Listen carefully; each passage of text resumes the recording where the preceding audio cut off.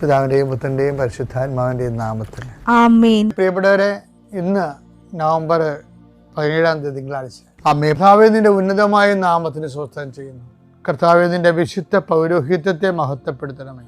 കർത്താവേ, സഭയിലുള്ള സാന്നിധ്യം ദൃഢമാക്കണമേ.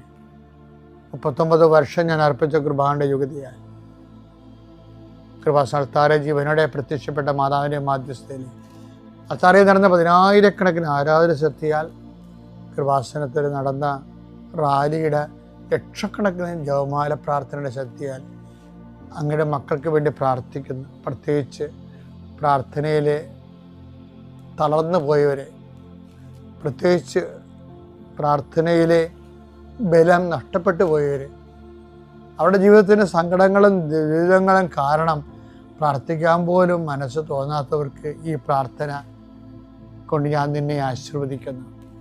നിൻ്റെ വഴികളിൽ അഹരോൻ്റെ